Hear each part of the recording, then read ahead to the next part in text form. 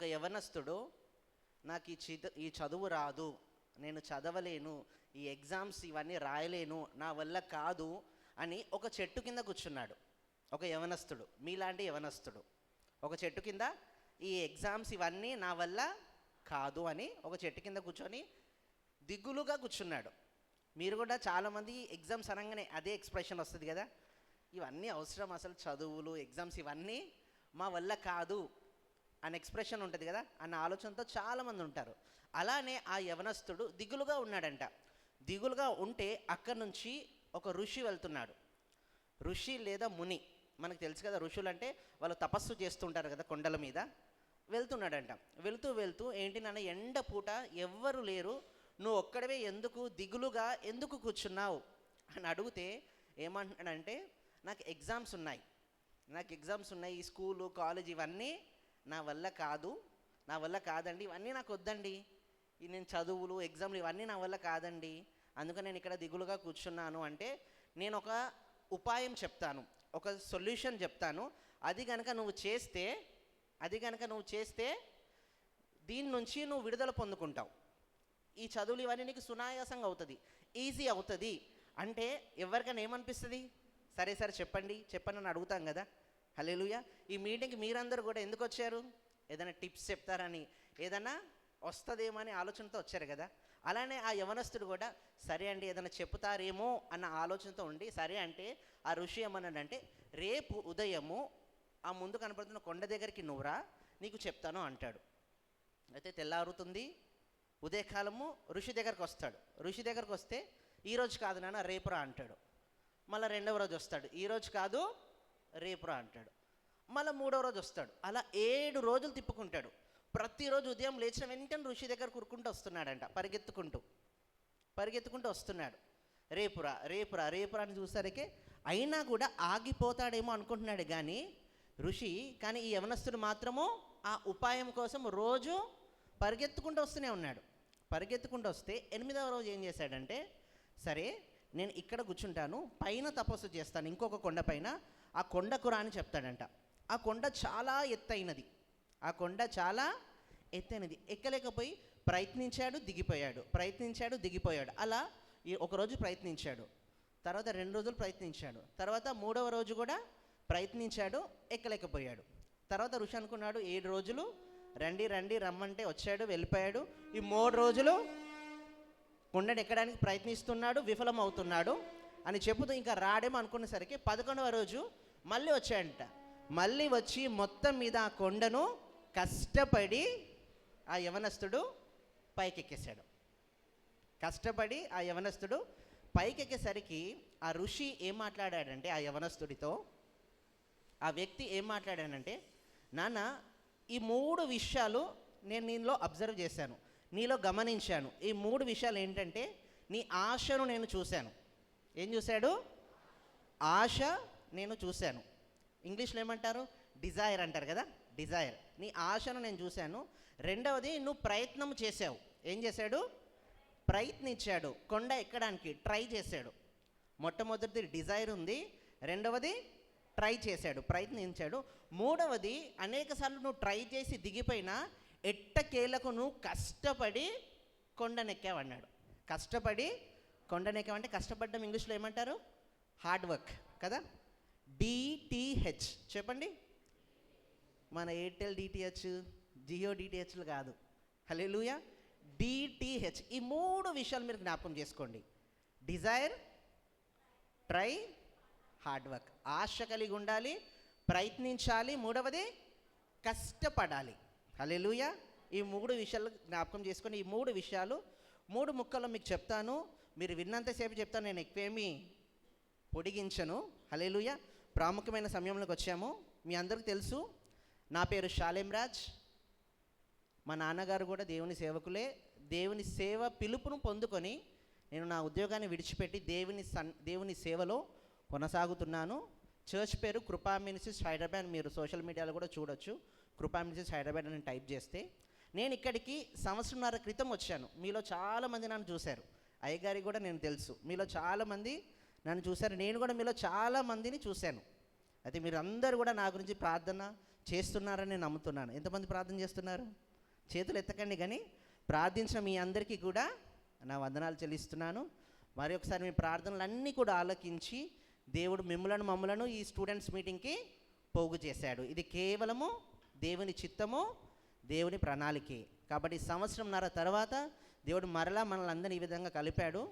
అదేవిధంగా ఇంకొక చిన్న మాట ఏంటంటే, 6 నెలల క్రితం నాకు మ్యారేజ్ కూడా జరిగింది. మీలో చాలామందికి తెలుసు.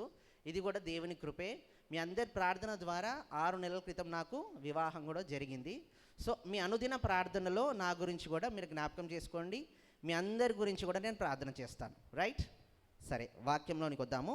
యాకోబుకు రాసిన పత్రిక మొదటి అధ్యాయము 5వ వచనం. అందరూ కూడా తెరవండి, కలిసి చదువుదాం. యాకోబుకు రాసిన పత్రిక మొదటి అధ్యాయము, పాత నిబంధనలో ఉండే యాకోబు రాసిన పత్రిక. అంతేనా? పాత నిబంధనలో ఉండే యాకోబు రాసిన పత్రిక తప్ప క్రొత్త నిబంధననేనా? రైట్, తెరవండి అందరూ కూడా. మొదటి అధ్యాయము 5వ వచనం అందరం కూడా కలిసి చదువుదాము. మీలో ఎవనికైనాను జ్ఞానము కొదువగా ఉన్న ఎడల అతడు దేవుని అడగవలెను, అప్పుడది అతనికి అనుగ్రహింపబడును. ఆయన ఎవనిని గద్దింపక అందరికిని ధారాళముగా, ఒకసారి నా వైపు చూసి చెప్తారా? ధారాళముగా దేన్ని దయచేస్తాడంట? జ్ఞానాన్ని దేవుడు ఎప్పుడైతే అడుగుతామో ధారాళముగా మనలందరికీ కూడా, అడిగిన వారికి అందరికంట. హల్లెలూయా. ఇక్కడ స్టూడెంట్స్కే కాదు, ఇక్కడ కూడిన మనందరికీ కూడా ఎప్పుడైతే ఆయనను అడుగుతామో వారందరికీ ఆయన ధారాళముగా దయచేయువాడు. ఆయనను అడగడం అంటే ఆయన మీద ఆధారపడటం. హల్లెలూయా. ఆయనను అడగటం అంటే ఆయన మీద ఆధారపడటమే, ఆయన సహాయాన్ని మనం కోరడమే.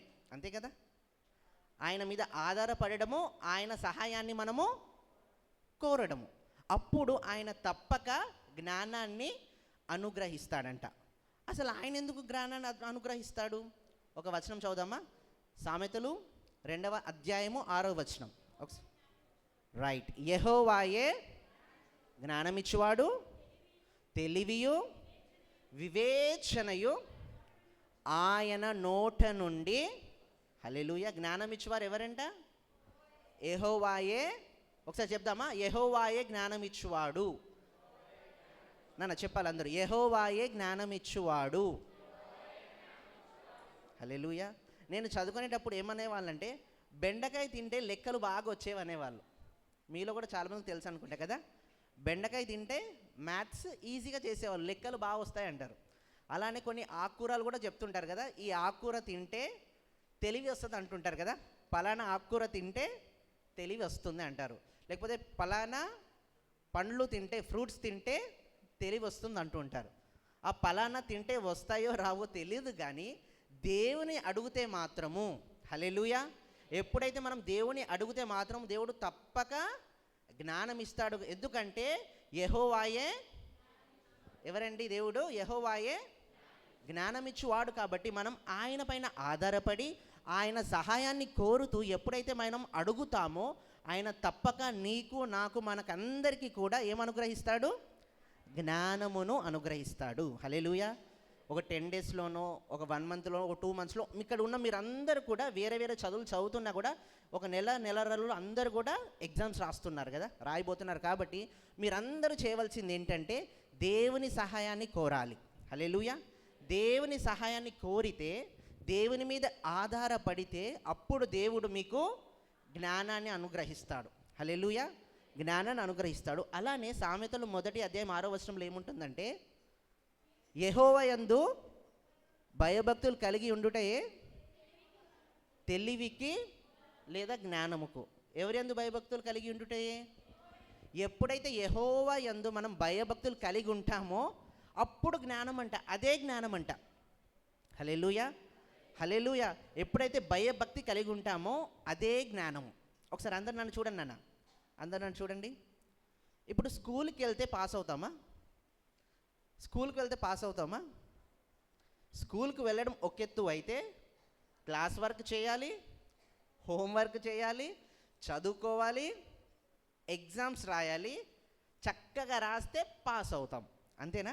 ఈ 5 జరగాలి. కానీ స్కూల్లో వేస్తే పాస్ అయిపోతామా? కాము కదా.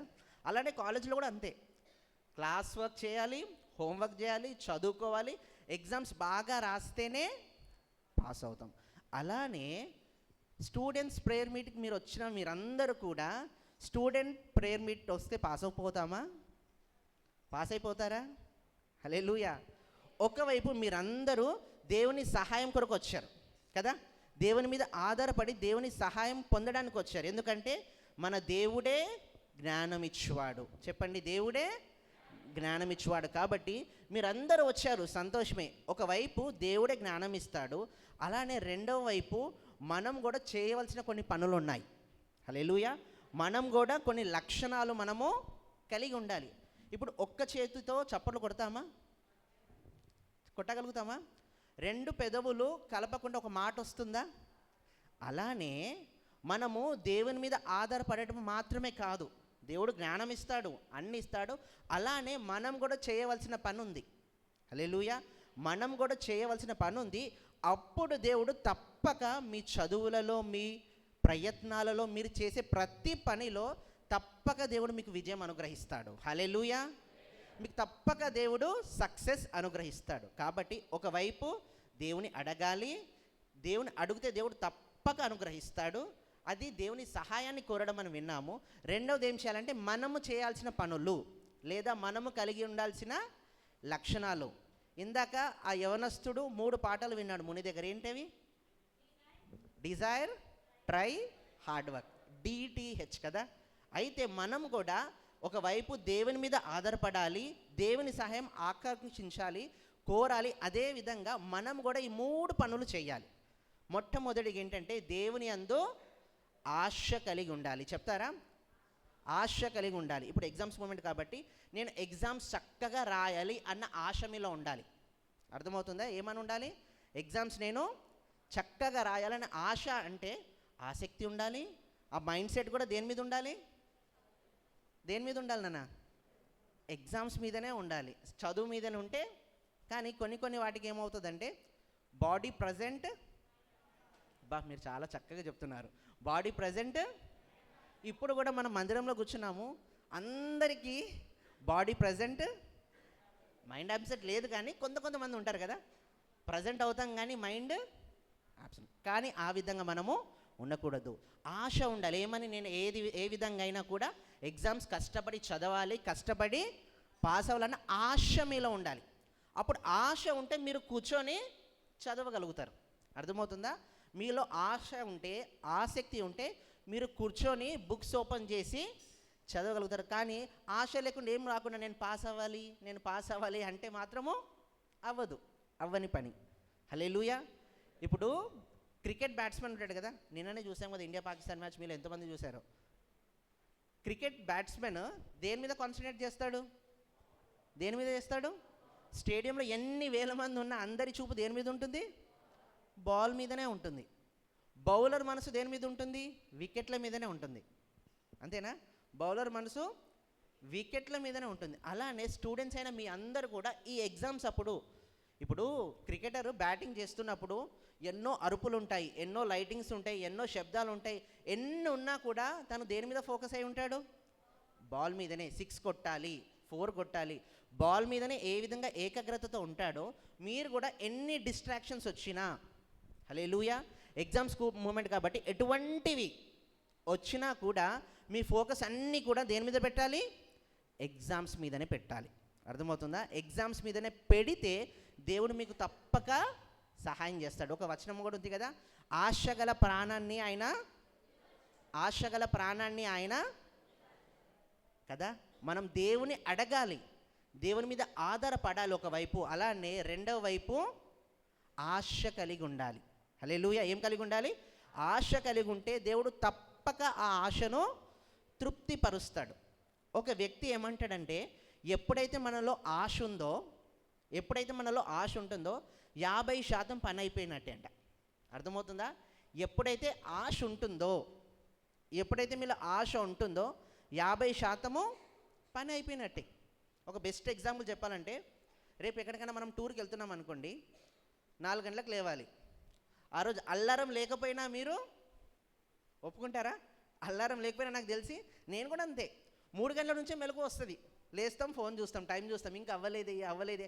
అల్లారం కంటే ముందే లేస్తున్నాం. ఎందుకు? ఆశ ఉంది. ఇప్పుడు ఎగ్జామ్స్కి అల్లారం పెట్టుకొని ఎందుకు లేవలేకపోతున్నాం?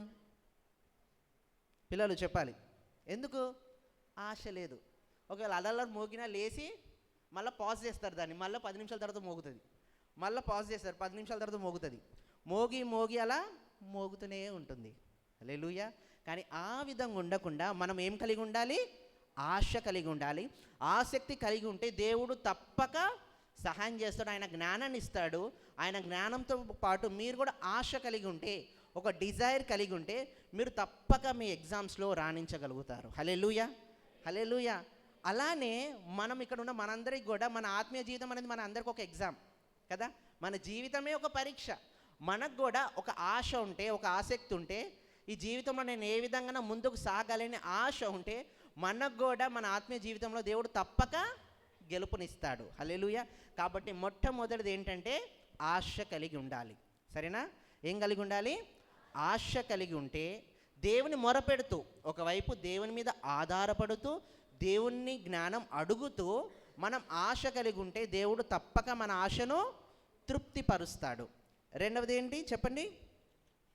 రెండవది నాన్న, ట్రై చేయాలి, అంటే ప్రయత్నం చేయాలి. ఆ కుర్రాడు కొండ ఎక్కుతున్నాడు, దిగుతున్నాడు, ఎక్కుతున్నాడు. ఇప్పుడు ట్రై అంటే ఏంటి? చేయాల్సిందే కదా. ఇప్పుడు నాకు ఎగ్జామ్స్ ఉన్నాయి, నేను చదవాలంటే కుదరదు. మాటలు కాదు, ఏం కావాలి? చేతులు కావాలి. ఎంతసేపు యాక్షన్స్ కావాలి. ఇప్పుడు ఎగ్జామ్స్ అని చెప్పి మనం చేయాల్సిన పని ఏంటి?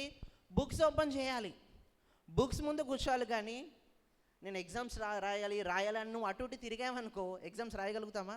ఎగ్జామ్స్ అని చెప్పి ఇంకా రోడ్డు మీద తిరుగుతున్నాం అనుకోండి, ఇంకా ఫోనే నొక్కుతున్నాం అనుకోండి, ఇంకా రీల్సే చూస్తున్నాం అనుకోండి, ఇంకా ముచ్చట్లు పెడుతున్నాం అనుకోండి, అవుతుందా? మనం ప్రయత్నం చేస్తున్నట్ట? ప్రయత్నం అంటే ఏంటి? ఎప్పుడైతే మనం పుస్తకాలు ఓపెన్ చేసి మనం కూర్చొని ఏకాగ్రతతో చదువుకుంటామో అప్పుడు మనము ప్రయత్నం చేసినట్టు కదా. హల్లెలూయా. కాబట్టి ఇక నుండైనా మీరందరూ కూడా ప్రయత్నం చేయాలంటే మీ బుక్స్ అన్నీ ఓపెన్ చేసి మీరు కష్టపడి చదవాలి. కష్టపడి మీరందరూ, ఇప్పుడు క్రికెటర్ అవ్వాలంటే ఎక్కడ కనపడతాడు? ఇంట్లో కనపడతాడా? గ్రౌండ్లో కనపడతాడా? ఎక్కడ కనపడతాడు? గ్రౌండ్లో. ఒక వ్యక్తి పోలీస్ అవ్వాలని అనుకోండి, పొద్దున పూట ఎక్కడ కనపడతాడు? మనకి గ్రౌండ్లో వార్మప్ చేసుకుంటూ గ్రౌండ్లో కనపడతాడు. అలానే మనము కూడా ఎగ్జామ్స్లో పాస్ అవ్వాలంటే, హల్లెలూయా, మన ప్రయత్నము మనము చేయాలి అంటే దేవుని మీదే ఆధారపడుతూ మొట్టమొదటిగా ఆశ ఉండాలి, రెండవది మనము ప్రయత్నం కూడా చేయాలి. అర్థమవుతుందా? ప్రయత్నం కూడా చేయాలి. ఒక వచనం చూద్దామా? సామెతలు 16:3 తీస్తారు ఒకసారి. సామెతలు 16వ అధ్యాయము 3వ వచనం. నీ పనుల భారము యెహోవా మీద మోపుము, అప్పుడు నీ ఉద్దేశములు. నీ పనుల భారము ఎవరి మీద మోపాలంట? యెహోవా మీద మోపాలి. మన దేవుడు జాలిగల దేవుడే. అప్పుడప్పుడు దేవుడు కృప చూపిస్తాడు కదా. అప్పుడప్పుడు దేవుడు కృప చూపిస్తాడు. ఎంత కృప చూపించినా కూడా మన ప్రయత్నము మనము తప్పకుండా చెయ్యాలి. మన ప్రయత్నం కూడా మనము చెయ్యాలి. నేను ఇంజనీరింగ్ చదివే టైంలో ఒకరోజు సెకండ్ ఇయర్లో అనుకుంటాను, ఒక కష్టమైన సబ్జెక్ట్ నాకుంది. ఒక కష్టమైన సబ్జెక్ట్ ఉంది. నేనేమనుకున్నానంటే ఎలా అయినా ఎగ్జామ్ ముందు రోజు అసలు నిద్రపోకుండా అయినా కూడా నేను కష్టపడి చదవాలని నిర్ణయించుకున్నాను. ఆ రోజు చర్చ్లో సడన్గా పెద్ద ప్రేయర్ పెట్టుకొని ఇల్లు చర్చ్ మొత్తం బిజీ మొత్తం మీద నాకు చదవడానికే టైం లేకుండా అయిపోయింది. తీరా ఆ కార్యక్రమం మొత్తం అయ్యేసరికి 12-1 గంట అయిపోయింది రాత్రి. ఎంత అయిందండి? భోజనాలు అన్నీ సెట్ చేసేసరికి 12-1 గంట అయిపోయింది. నాకేమో ఉదయం 9 గంటలకే ఎగ్జామ్. హార్డ్ సబ్జెక్ట్ నాకేం రాదు. అది నేనేమో ఈరోజు చదువుకోవాలనుకున్నాను కానీ నా ప్రయత్నాలన్నీ కూడా విఫలమైపోయాయి. ఏం చేయాలో అర్థం కావట్లేదు. అది మొత్తం మీద 1 గంటకి 3 గంటలకు లేచన్నా చదువుకోవాలి అని అల్లారం పెట్టుకున్నా. 3 గంటలకి లేచి, అది ఏమైందేమో ఆ రోజు అల్లారం మోగలేదు. అల్లారము మోగలేదు. తీరా నాకు మెలకు వచ్చేసరికి 7 అవుతుంది, 7 o'clock అవుతుంది. నాకేం చేయాలో అర్థం కాలేదు. ఇంకా లేచి ఒక బుక్ తెరిచాను. మీలో చాలామందికి తెలుసు ఏం బుక్ అది, ఆల్ ఇన్ వన్ ఉంటుంది. చెప్పండి కదా, ఆల్ ఇన్ వన్. 3 రకాల బ్యాచ్ ఉంటారంట స్టూడెంట్స్. ఎన్ని బ్యాచెస్ ఉంటారు?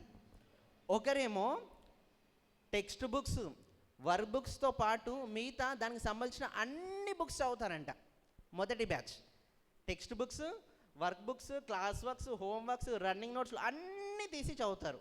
వాళ్ళు మొదటి బ్యాచ్. రెండవ బ్యాచ్ ఏం చేస్తారంటే ఓన్లీ వర్క్ బుక్స్ ఉంటాయి కదా, ఆ వర్క్ బుక్సే చదువుతారు, ఆన్సర్స్ ఏం చదువుతారు. ఇంకా మూడో బ్యాచ్ ఉంటుంది, ఆన్సర్స్ కూడా కాదు, ఇంపార్టెంట్ ఉన్నాయి కదా, only all in one. All in one, all in one ఒక్కసారి చూసుకుంటే సరిపోద్దన్న ఆలోచనతో ఉంటుంది కదా. హల్లెలూయా. కానీ మనం ఆ విధంగా ఉండకుండా ఉన్న సమయాన్ని మనము ఉపయోగించుకొని అన్ని చదివే బిడ్డలుగా మనము ఉండాలి. అయితే నేను మొత్తం మీద నాకు అవకాశం లేదు, మొత్తం మీద ఆల్ ఇన్ వన్లో ఏదో చూసుకున్నాను.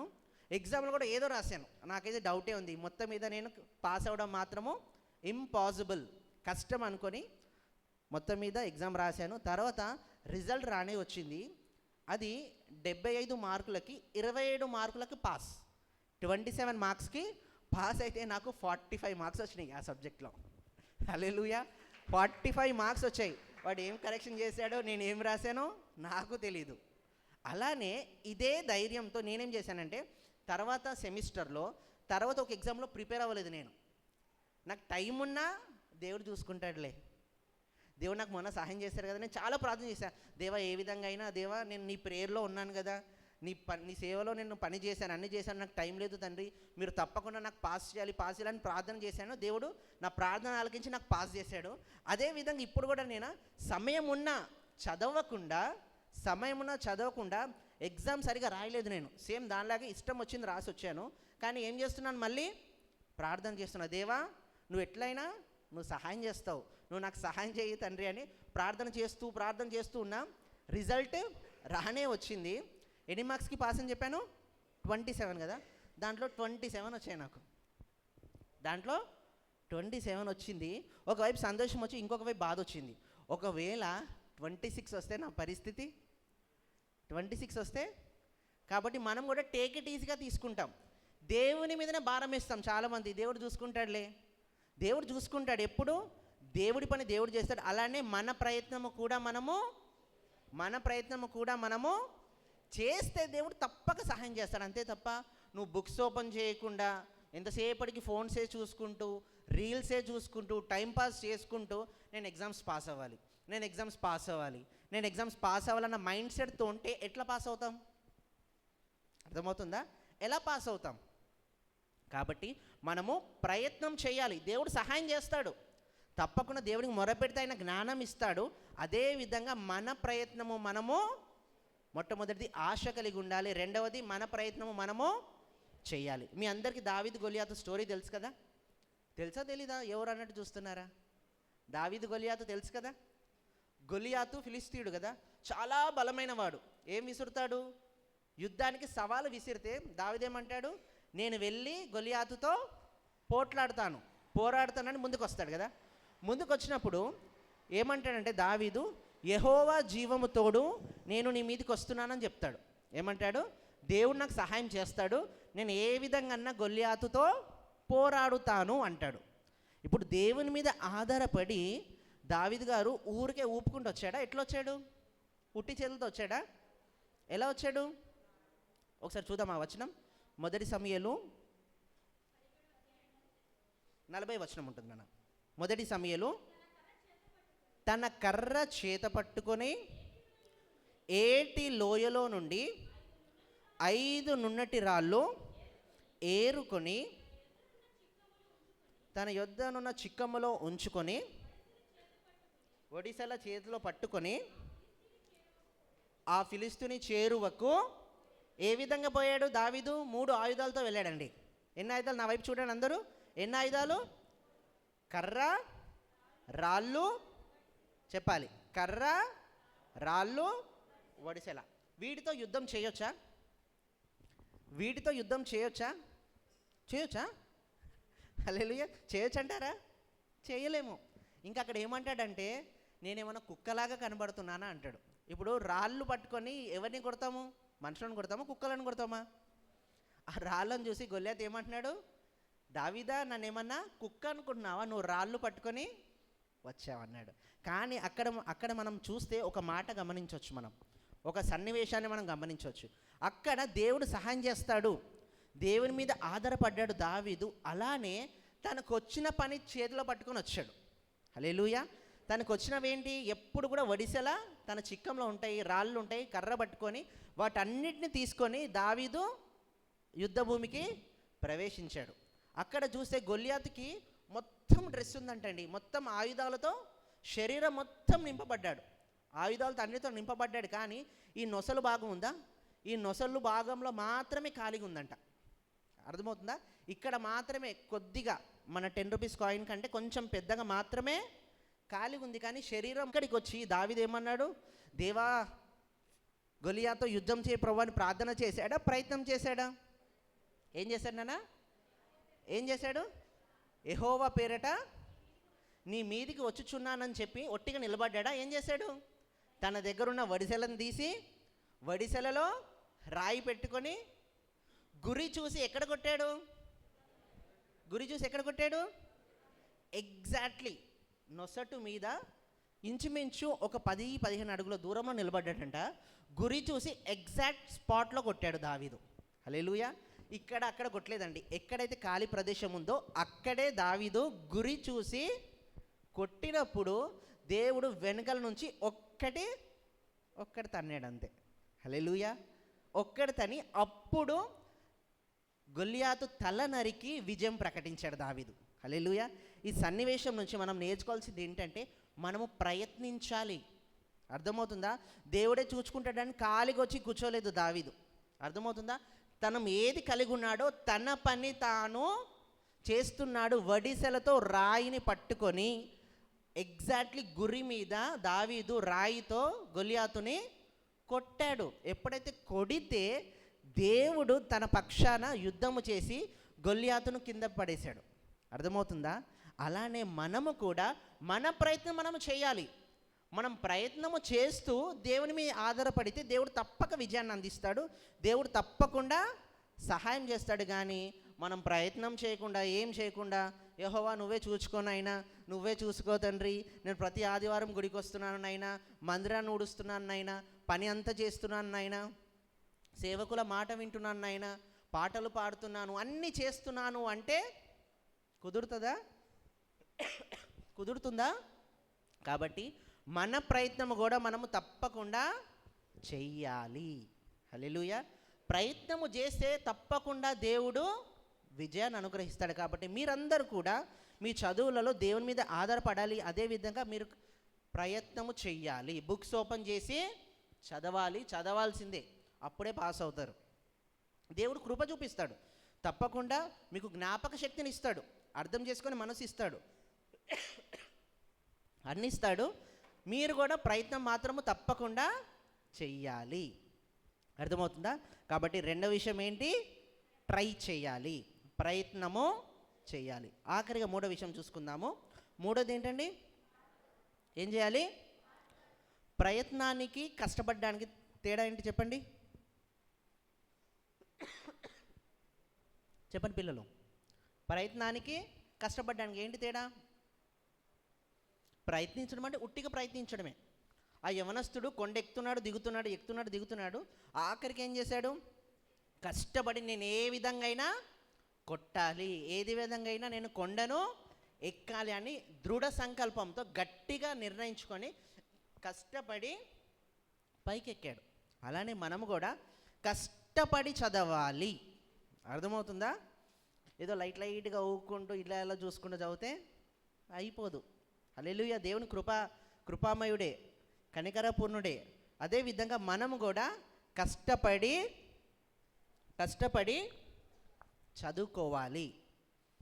ఒక తండ్రి అంట వాళ్ళ బాబుని మిలిటరీకి పంపించాడంట. ఎక్కడికి పంపించాడు? మిలిటరీకి పంపిస్తే ఒక ట్రైనింగ్ చాలా ఈజీగా ఉంటుంది కదా, 3 పూటలు అన్నం పెడతారు, 3 పూటలు ఫోన్ ఆడుకోమని ఇస్తారు, హ్యాపీగా పడుకోమంటారు కదా. అలానే ఉంటుందా మిలిటరీ ట్రైనింగ్? ఎలా ఉంటుంది? కఠోరమైన శ్రమ ఉంటుంది, అనేక ఎక్సర్సైజెస్ ఉంటాయి, అనేక వర్కౌట్స్ చేయాలి, ఒక బాడీ డెవలప్మెంట్ ఉంటుంది, ఎన్నో ఉంటాయి. అయితే ఆ వ్యక్తి ఏం చేస్తున్నాడంటే నా వల్ల కాదని ఒక లెటర్ రాశాడంట, వాళ్ళ డాడీ నుంచి రిప్లై లేదు. ఈ యథార్థంగా జరిగిన స్టోరీ. 2వ లెటర్ రాశాడంట, వాళ్ళ డాడీ నుంచి స్పందన లేదు. 3వసారి రాశాడు, 4వసారి రాశాడు, ఆ విధంగా 99 సార్లు రాశాడంట లెటర్స్. డాడీ నా వల్ల కావట్లేదు, డాడీ నా వల్ల కావట్లేదని 99 లెటర్స్ రాశాడంట, కానీ దేనికి కూడా రెస్పాండ్ రాలే. వాళ్ళ డాడీ ప్రత్యుత్తరము రాయలేదు. తీరా ఏం చేశాడంటే 100వ లెటర్లు ఏం రాశాడంటే, డాడీ ఇది నా ఆఖరి లెటర్, దీనికి గనక నువ్వు జవాబు ఇవ్వకపోతే ఏం రాసిండొచ్చు చెప్పండి మీరు, మీకు తెలుసు. చెప్పు నన్ను బాగా చెప్తున్నావు, రైట్. అంతేగా మనకు నోటికి వచ్చే మాట ఏంటి, నువ్వు గనక నాకు ఇవ్వలేదు అనుకో నేను చచ్చిపోతా అంటారు, నీ సంగతి ఏంటో చూస్తా అంటారు, ఇంటికి రానంటారు. కొంతమంది బాయ్స్ ఏం చేస్తారు, ఏదైనా ఇవ్వలేదు అనుకోండి ఇంటికి రాము కదా, ఫోన్లు ఎత్తాము, ఇంకా మామూలు టెన్షన్ కాదు తల్లిదండ్రులకు, వీడు ఎక్కడున్నాడో ఏం చేస్తున్నాడో, నిద్రలేని రాత్రులు. ఇంకా అమ్మాయిలు అయితే నేను మాట్లాడను అంటారు, చచ్చిపోతా అంటారు. ఇంకా ఈ రోజులైతే సింపుల్గా అయిపోయిందండి, ప్రతిదానికి చచ్చిపోతా. హల్లెలూయా. అది సాతాను ప్రేరేపణ. అర్థమవుతుందా? జీవమరణాలు యెహోవా వశమంట. ఎవరి దగ్గర ఉన్నాయి? మన జీవమరణాలు దేవుని దగ్గర ఉన్నాయి. కాబట్టి ప్రతిదానికి నేను చచ్చిపోతాను, నేను చనిపోతాను, ఇది నా వల్ల కాదు అని ఉండకూడదు. హల్లెలూయా. ఎప్పుడైతే ఆ మనిషి ఆ 99 లెటర్లు రాసి 100 లెటర్ ఇదే రాశాడంట, నువ్వు గనక ఈ ఉత్తరానికి స్పందించకపోతే నేను చచ్చిపోతాను, నేను మళ్ళీ ఇంకొక ఉత్తరం రాయడం అని రాశాడంట. అప్పుడు వాళ్ళ డాడీ ఈ లెటర్ చూసి రెస్పాండ్ అయ్యాడంట. ఉత్తరంలో ఏం రాశాడంటో తెలుసా? ఫిలిప్పీలకు రాసిన పత్రిక 4:13 రాశాడంట. తెరవండి ఒకసారి, చదవండి. ఫిలిప్పీలకు రాసిన పత్రిక 4వ అధ్యాయం 13వ వచనం. 4:13. నన్ను బలపరుచువాని యందే నేను సమస్తమును చెయ్యగలను. ఒకసారి దేవునికి చప్పట్లు కొడతామా అందరం కూడా బిగ్గరగా? హల్లెలూయా. నన్ను బలపరచువాని యందే నేను సమస్తమును చెయ్యగలను అని వాక్యం ఇచ్చాడంట. ఈయనకు అర్థం కాలేదంట. నేనేంటి, ఆయన ఏదో ఎక్స్పెక్ట్ చేశాడు. ఏమని? సరే నాన్న నేను వస్తున్నాను, నువ్వు ధైర్యపడకు, అది దాన్ని ఎక్స్పెక్ట్ చేస్తే వాళ్ళ డాడీ ఏం రాశాడు? సింపుల్గా వాక్యం పంపించి వదిలేశాడు. కొన్నిసార్లు మనకు కూడా అవుతుంది కదా, ఏదైనా అడిగామనుకో డాడీ ఇస్తాడేమో అనుకుంటాడు, కానీ వేరే ఆన్సర్ వస్తుంది, వేరే ఆన్సర్ వస్తుంది. అయితే ఎప్పుడైతే ఈ ఆన్సర్ చూసిన వెంటనే ఉత్తరాన్ని చింపి పడేశాడంట, లెటర్ని చింపి పడేశాడంట. తర్వాత పడుకున్నా కూడా అదే వాక్యం కనబడుతుంది. తీరా మొత్తం మీద మంచి విశ్వాసే కాబట్టి బైబిల్ ఓపెన్ చేసి చదివాడంట. చదివితే తను సండే స్కూల్లో నేర్చుకున్న మాటలన్నీ, ఆదివారం ఆరాధించడం కానీ ఇవన్నీ నెమరు వేసుకొని దేవుడు మాట్లాడడం ప్రారంభించాడంట. హల్లెలూయా. నేను మాట్లాడడము దేవుడు ప్రారంభించి, నన్ను బలపరచువాని యందే నేను సమస్తమును చెయ్యగలను, దేవుడు నా పక్షాన ఉన్నాడు, దేవుడు నాకు సహాయం చేస్తాడు, దేవుడే నాకు ఆధారము అని తనను తాను ధైర్యం తెచ్చుకొని ఏమనుకున్నాడంట తెలుసా? ఏదేమైనా కష్టపడి నేను మిలిటరీ మ్యాన్ అవుతాను అనుకున్నాడంట. హల్లెలూయా. కష్టపడతాను. ఇక్కడ మీరందరికీ కూడా దేవుడు మనందరితో మాట్లాడుతున్న పని ఏంటంటే, మీరందరూ కూడా కష్టపడాలి. అర్థమవుతుందా? కొంతమందికి మ్యాథ్స్ అంటే కష్టం కదా, కొంతమందికి సైన్స్ అంటే కష్టం, కొంతమందికి తెలుగే కష్టం. హల్లెలూయా. మా చర్చ్లో ఉంటారు, వాళ్ళు పుట్టినప్పటి నుంచి ఇంగ్లీష్ మీడియమే, తెలుగే మాట్లాడతారు, కానీ వాళ్ళకి తెలుగు చదవడానికి రాదు. International schools. మళ్ళీ మనం చదివేది మన వాడుక భాష తెలుగు, అన్నీ ఉంటాయి, కానీ ఏది రాదు? మ్యాథ్స్ అంటే కష్టం అంటే అదొకటి. కానీ ఎప్పుడన్నా బైబిల్ చదవమన్నారు అనుకోండి, నాకు తెలుగు రాదన్నా అంటూ ఉంటాడు. ఏ రాదంట? తెలుగు రాదంట. ఏదో వంక, ఏదొక సాకు. తెలుగు రాకపోవడం ఏంటి? మనం తెలుగులో మాట్లాడుకుంటున్నాం, మన మాతృభాష తెలుగు. కాబట్టి మీరందరూ కూడా కష్టపడి చదవాలి. అర్థమవుతుందా? ఇది నాకు హార్డ్, ట్రిగ్నోమెట్రీ అంటారు, ఏదేదో ఉంటాయి కదా మీకు సిలబస్లు, ఇవన్నీ ఎంత కష్టమైనా కూడా మీరు కష్టపడితే, మీ మనస్సు ఉంచితే, మనస్సు ఉంటే ఏముంటుందంట? ఏముంటుంది? మీరు చక్కగా చెప్తున్నారు. మనస్సుంటే ఎప్పుడైతే మీకు కష్టపడాలన్న మీకు మనసు వచ్చిందనుకో, ఆటోమేటిక్గా మీకు మార్గం వచ్చేస్తుంది, మీకు ఆటోమేటిక్గా మైండ్లోకి ఎక్కేస్తుంది. కాబట్టి దేన్ని కష్టపెట్టాలి? మనము మన మైండ్ని మనం అదుపులో పెట్టుకొని కష్టపడాలి. వస్తాయి ఛాలెంజెస్ వస్తాయి, ఇరుకులు వస్తాయి, చిన్న చిన్న ఇబ్బందులు వస్తాయి. ఏదేమైనా కూడా మనం చదువుకోవాలి, కష్టపడాలి. కొన్నిసార్లు నా వల్ల కాదు కూడా అనిపిస్తుంది. కొన్నిసార్లు నా వల్ల కాదు, నేను ఇంకా చేయలేను అనిపిస్తుంది. ఆ యవనస్తుడు ఏమనుకున్నాడు? చదువు నా వల్ల కాదు, నేను ఆగిపోతున్నాను, చెట్టు కింద కూర్చున్నాడు. కానీ ఎప్పుడైతే కష్టపడి కొండెక్కాడో అదే చెప్పాడు, నువ్వు ఎట్లా కొండకు కష్టపడి ఎక్కావో నీ చదువులో కూడా కష్టపడితే నువ్వు చేరుకునేదంటూ ఏమీ లేదు. అలానే మీకు ఎన్ని ఛాలెంజెస్ వచ్చినా, ఏం వచ్చినా కూడా గివ్ అప్ ఇవ్వకండి. హల్లెలూయా. Don't give up. మీరు గివ్ అప్ ఇవ్వడానికి వీల్లేదు. ఒకవేళ గివ్ అప్ ఇచ్చారనుకోండి, మన పరిస్థితి చాలా దారుణంగా ఉంటుంది.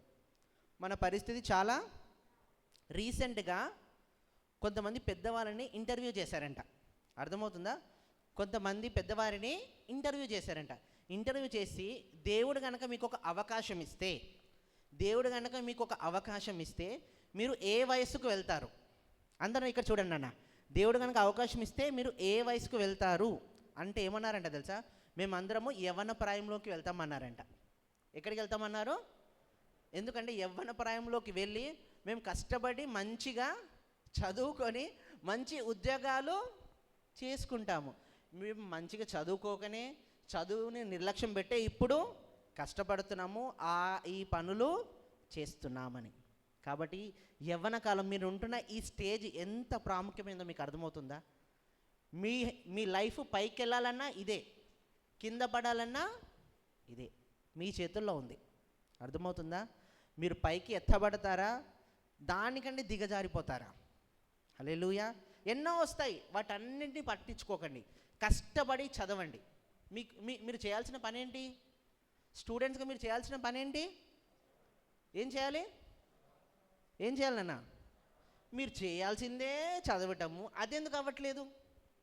ఎందుకంటే మనకి వాటికంటే వేటి మీద మనం కాన్సన్ట్రేషన్ ఎక్కువ పెడుతున్నాం. హల్లెలూయా. లోకానుసారంగా ఆలోచిస్తున్నాం. వాటికంటే సెల్ ఫోన్ల మీద, వీడియోల మీద, జబర్దస్తుల మీద, అన్నిటి మీద మనం కాన్సన్ట్రేషన్ పెడుతున్నాం. కాబట్టి స్టూడెంట్స్కి మీ అందరి పని ఏంటి? కష్టపడి చదువుకుంటే దేవుడు తప్పక సహాయం చేస్తాడు. సమయము మళ్ళీ రాదు. అర్థమవుతుందా? సమయము మళ్ళీ రాదు. కాబట్టి ఒకవైపు దేవుని మీద ఆధారపడాలి. అర్థమవుతుందా? ఒకవైపు దేవుని మీద ఆధారపడాలి, దేవుని సహాయాన్ని పొందుకోవాలి. దేవుడు తప్పక మీకు జ్ఞానాన్ని ఇస్తాడు. అదేవిధంగా మీరు చేయాల్సిన 3 పనులు ఏంటి?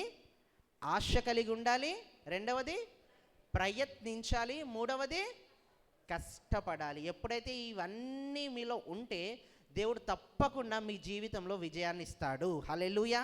ఒకసారి 2 చేతులు చెప్దామా? హల్లెలూయా.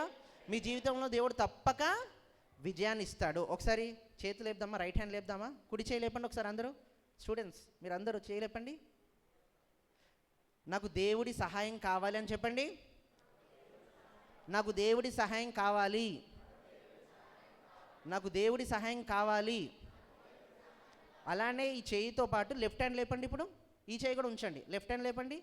ఈ లెఫ్ట్ హ్యాండ్తో ఇప్పుడు ఏమంటారంటే, నేను మొట్టమొదటిది ఏంటి?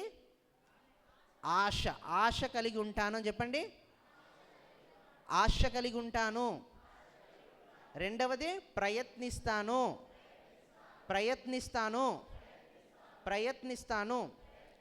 మూడవది కష్టపడతాను. చెప్పండి. కష్టపడతాను. ఎప్పుడైతే 2 చేతులు ఏకమయ్యాయి అనుకోండి, ఒక శబ్దం వస్తుంది కదా, ఒకసారి చప్పట్లు కొడతామా? 2 చేతులు ఎక్కుపెట్టి హల్లెలూయా, హల్లెలూయా. ఎప్పుడైతే 2 చేతులు కలిసాయో అద్భుతంగా సౌండ్ వస్తుంది కదా, శబ్దం వస్తుందా?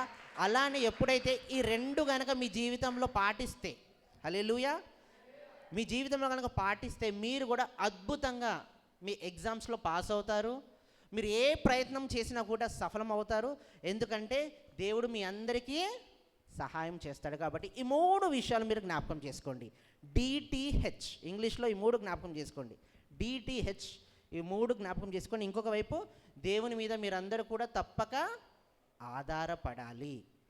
మీకు కొన్ని టిప్స్ ఇచ్చి నేను ముగిస్తాను. ఒకసారి బుక్స్ ఉన్న వాళ్ళు రాసుకుంటే రాసుకోండి, లేని వాళ్ళు గుర్తుపెట్టుకోండి. ఎగ్జామ్స్ ముందు ఏ విధంగా ఉండాలో 4 విషయాలు, ఎగ్జామ్ రోజున ఏం చేయాలో ఒక 4 విషయాలు చెప్తాను. మీరు రాసుకుంటే రాసుకోండి, లేకపోతే గుర్తుపెట్టుకోండి. రైట్? మొట్టమొదటిది ఏంటంటే plan the time table. Time table వేసుకోండి. ఎగ్జామ్స్ ఎప్పుడు ఉన్నాయి, ఎన్ని సబ్జెక్ట్స్ ఉన్నాయి, ఏ సబ్జెక్ట్ ఎన్ని రోజులు చదవాలి, మొత్తం ప్లాన్ చేసుకోండి. టైం టేబుల్ అర్థమవుతుందా? రేపటి నుంచి ఎగ్జామ్ పెట్టుకొని నేను ఈరోజే 6 సబ్జెక్టులు చదువుతా అంటే అవ్వని పని. కాబట్టి ఎప్పుడు ఎన్ని చదవాలో టైం టేబుల్ వేసుకోండి. Plan the time table. Time table వేసుకోండి. రెండవది ఏంటంటే టైం టేబుల్ వేసుకొని పడుకోవడం కాదు. నేను ఇందాక చెప్పాను కదా, టైం టేబుల్ వేసుకొని పడుకోవడం కాదు. ఏమవ్వాలి? ప్రిపేర్ అవ్వాలి. ఏమవ్వాలన్నా? ప్రిపేర్ అవ్వాలంటే బుక్స్ ఓపెన్ చేసి చదవాలి. మీకు ఇంకా ఇష్టమైతే ఇంకేమన్నా పార్ట్నర్ తీసుకోండి, చదువుకునే పార్ట్నర్. కొంతమందికి ఇద్దరిద్దరు చదవడం అలవాటు కదా, ఇద్దరిద్దరు చదవడము అలవాటు. పార్ట్నర్ తీసుకోండి. ఇంక ఇద్దరిద్దరు అని చదువురాని వాళ్ళని కూడా తీసుకొని అటు ఇటు పోయి చదువుకోకుండా చేసుకోకండి. హల్లెలూయా. మీకు ఇష్టం ఉంటే పార్ట్నర్ తీసుకొని, లేకపోతే మీరు ఒక్కరు మాత్రము తప్పకుండా ప్రిపేర్ అవ్వాలి. మూడవది ఏంటంటే రివ్యూ చేసుకోవాలి. చదువుకున్నవన్నీ రివైజ్ చేసుకోవాలి. మూడవది రివ్యూ ఆర్ రివైజ్ చేసుకోవాలి. ఎంతసేపటికి చదువుకుంటూ పోతుంటే మన దగ్గర గుర్తుండవో కష్టం. కాబట్టి రివ్యూ చేసుకోవాలి, రివైజ్ చేసుకోవాలి. నాలుగవది ఏంటంటే గంట చదివినా 2 గంటలు చదివినా ఒక 10 నిమిషాలైనా బ్రేక్ తీసుకోవాలి. ఏం తీసుకోవాలి? బ్రేక్ చేసుకొని మంచిగా ఫోన్స్ ఓపెన్ చేసి ఇన్స్టాగ్రామ్ చూడాలి. అవునా? బ్రేక్లో ఏం చేయాలంటే కొంచెం రెస్ట్ తీసుకొని ఆ చదువుకునే ఏమో జ్ఞాపకం చేసుకోవడమో లేదా ఏదో పని చేసుకోవాలి. కానీ ఇంకా బ్రేక్ అని స్టడీస్నే బ్రేక్ చేసి మీరు పోకూడదు. జస్ట్ ఒక 10 మినిట్స్ రిలాక్స్ అయ్యి చదివినంతా జ్ఞాపకం చేసుకొని మొత్తం మీద చదువుకునే అట్మాస్ఫియర్లోనే మీరు ఉండాలి. ఇంకా బ్రేక్ అని బయటికి వెళ్ళిపోతే ఇంకా అటే వాయే, అన్నీ వాయే అంతే. కాబట్టి బ్రేక్ కూడా ప్లాన్ చేసుకోవాలి. జస్ట్ ఒక రిలాక్సేషన్గా చేసుకోవాలి. కొంతమంది బ్రేక్ అని చెప్పి పడుకుంటారు, ఇంకా మార్నింగ్ వరకు లేవరు. అలా కూడా ఉండకూడదు. జస్ట్ ఒక 10 or 15 మినిట్స్ ఆ బ్రేక్ కూడా ఆలోచిస్తూ ఉండాలి. నేనేం చదివాను, ఇంకేం చదవాలన్న ఆలోచనతో మనం ఉండాలి. ఈ 4 పాయింట్స్ మీరు బిఫోర్ ఎగ్జామ్ రోజు మీరు చేయాల్సిన పని ఏంటో 4 విషయాలు చెప్తాను. 4 విషయాలు. మొట్టమొదటిది ఏంటంటే take your all the belongings. మీకు ఏమేమి తీసుకోవాలో అన్నీ తీసుకోండి. హాల్ టికెట్స్, బాక్సులు, పెన్లు, స్కేళ్ళు, పెన్సిల్ ఏమేమి తీసుకోవాలో అన్నీ తీసుకోండి. అన్నీ తీసుకొని రెడీగా పెట్టుకోండి. కొంతమంది హాల్ టికెట్ మర్చిపోయి వెళ్ళిపోతారు ఎగ్జామ్ హాల్స్కి. మహాత్ములు ఉంటారు, మా హైదరాబాద్లో అయితే ఉంటారు. ఏం మర్చిపోయి వెళ్తారు? ఎగ్జామ్ హాల్ టికెటే మర్చిపోయి ఎగ్జామ్కి వెళ్తారు. ఇంకా వాడు ఎందుకు వెళ్తున్నాడు ఏమో వాడికే తెలియాలి. పెన్లు తెచ్చుకోరు ఎగ్జామ్కి. ఏం తెచ్చుకోరు? మీకు మంచిగా ప్యాడ్స్ ఇస్తున్నారు అనుకుంటా ఇక్కడ. హల్లెలూయా, మీరు అదృష్టవంతులు, మీకు ప్యాడ్స్ ఇస్తున్నారు. పెన్లు కూడా తెచ్చుకోకుండా వస్తారు. కాబట్టి మీరు ఏ ఎగ్జామ్కి వెళ్తున్నారో అవన్నీ కూడా చెక్ చేసుకోండి. Check all your belongings. రెండవది ఏంటంటే అటెంప్ట్ వెల్ ఆన్సర్డ్. అంటే మీకు ఏదైతే వస్తాయో అవన్నీ చక్కగా రాయండి. ఫస్ట్ వచ్చినవే రాయండి. ఎందుకంటే first impression is the best impression కదా. మీకు చక్కగా ఏదొస్తే అవే ఫస్ట్ రాయండి, మంచిగా రాయండి. మూడవది ఏంటంటే టైం మేనేజ్మెంట్. టైం వాచ్ కూడా తీసుకెళ్ళి టైం చూస్తూ ఉండండి. కొంతమంది ఒక్క ఆన్సరే 2 గంటలు రాసి ఇంకా లాస్ట్ హాఫ్ అన్ అవర్ ఏం రాస్తారో తెలీదు. బిట్ నెంబర్లు వేయరు, ఆన్సర్ నెంబర్లు వేయరు, హడావిడి చేసి హరీ బరీ అయిపోయి లాస్ట్కు బరీ అయిపోతారు. బరీలో బరీ అయిపోతారు. అట్లా ఉండొద్దు. Time management. ఒక ఆన్సర్ రాలేదా వదిలేసేయండి, స్పేస్ వదిలేసేయండి, వేరే ఆన్సర్కి వెళ్ళిపోండి. అంతే తప్ప టైం కూడా చాలా ఇంపార్టెంట్. లాస్ట్ది ఏంటంటే ప్రజెంటేషన్. ఏంటి నాన్న? ప్రజెంటేషన్ అంటే డేట్ రాసామా, హాల్ టికెట్ నెంబర్ రాసామా, లైన్స్ అంటారు దాన్ని, రోమన్ నెంబర్స్ రాసామా, లైన్స్ కొట్టామా, పెన్స్ మంచిగా సైడ్ హెడ్డింగ్స్ పెట్టామా, పారాగ్రాఫ్స్గా రాసామా, అన్నిటికంటే ప్రాముఖ్యమైనది నీట్గా రాసామా. కొంతమంది ఎట్లుంటుందంటే డాక్టర్స్ కంటే ఘోరంగా ఉంటుంది రైటింగ్. హల్లెలూయా. ఎవరికంటే? డాక్టర్స్ కంటే ఘోరంగా ఉంటుంది. డాక్టర్స్ కంటే ఘోరంగా ఉంటే మనకి మీరు అబ్జర్వ్ చేస్తే మెడికల్ షాప్లో వాడు బిల్ చూసిన వెంటనే ఇట్లా అడ్డగీత గీస్తాడు. అర్థమవుతుందా? మెడికల్ షాప్కి వెళ్ళి చూపిస్తే ఏం పెడతాడు? అడ్డగీత పెడతాడు. అట్లనే మీరు ఎగ్జామ్ సెంటర్లో డాక్టర్స్ పెట్టాడు అనుకో, కరెక్షన్ చేసినోడు కూడా ఏం పెడతాడు? అడ్డగీత పెడతాడు, నిలువు గీత పెడతాడు, అడ్డగీత పెడతాడు. కాబట్టి ఈ 8 విషయాలు మీరు జ్ఞాపకం చేసుకోండి. అలానే మొట్టమొదటిగా ఒకవైపు దేవుని సహాయాన్ని మీరు అడగాలి. ఒకసారి వచనం చదువుకొని మనం ప్రార్థన చేసుకుందాం. తెరవండి, యాకోబు రాసిన పత్రిక 1వ అధ్యాయము 5వ వచనం చదువునా. మీలో ఎవరికైనాను జ్ఞానము కొదుగా ఉన్న ఎడల అతడు దేవునిని అడుగవలెను, అప్పుడది అతనికి అనుగ్రహింపబడును. హల్లెలూయా. కాబట్టి దేవుని అడగాలి, ఒకవైపు దేవుని మీద ఆధారపడాలి, దేవుడే సహాయం చేయాలని ఇంటెన్షన్తో ఉండాలి, ఆ యాటిట్యూడ్తో ఉండాలి. రెండవది వైపు ఎలా ఉండాలంటే 3 విషయాలు కలిగి ఉండాలి. ఆశతో ఉండాలి, ప్రయత్నం చేయాలి, కష్టపడాలి. అలానే ఇక్కడ ఉన్న మనందరికీ కూడా ఈ విషయాలను మనం ఆత్మీయంగా కూడా తీసుకోవచ్చు. హల్లెలూయా. మనం కూడా మన ఆత్మీయ జీవితంలో ఆత్మీయ యాత్రలు ముందుకు వెళ్ళాలంటే మనం కూడా దేవుని మీదనే ఆధారపడాలి. ఏదేమైనా దేవుణ్ణి చేరాలి అనే ఆశ ఉండాలి మనందరికీ. దేవుణ్ణి చేరాలనే ఆశ ఉండాలి. రెండవది ప్రయత్నం చేయాలి. ప్రయత్నం అంటే ప్రతి ఆదివారం మందిరానికి రావాలి, శుక్రవారాలు రావాలి, ప్రార్థన చేయాలి, వాక్యం చదవాలి, కష్టపడాలి. శోధనలు వచ్చినా, ఇరుకులు వచ్చినా, ఏమొచ్చినా కూడా దేవుని మార్గాన్ని విడవకూడదు. ఎప్పుడైతే ఆ విధంగా ఉన్నారో స్టూడెంట్స్కి అందరికీ ఆ ఎగ్జామ్లో పాస్ చేస్తే మనందరి కూడా మన ఆత్మీయ జీవితంలో దేవుడు మనకు కూడా గెలుపును అనుగ్రహిస్తాడు. హల్లెలూయా. కాబట్టి దేవుని మీద ఆధారపడదాము ఒకవైపు. రెండవది మనం కూడా చేయాల్సిన పనులు మనం చేద్దాము. దావీదు కూడా చేశాడు. రాయితో నొసడి మీద కొట్టగానే దేవుడు దావీదు పక్షాన యుద్ధము చేసి విజయాన్ని అనుగ్రహించాడు. కాబట్టి మనము కూడా మన ప్రయత్నం మనకు చేస్తే దేవుడు తప్పకుండా మన పక్షాన కూడా వ్యాజ్యమాడి మనకు కూడా మీ ఎగ్జామ్స్లో, మీ అన్నిట్లో, మీ ప్రతి ప్రయత్నాల్లో కూడా దేవుడు సహాయము చేస్తాడు. ఆమెన్ చెప్దామా? ఆమెన్. దేవుడు మీకు సహాయం చేయునుగాక.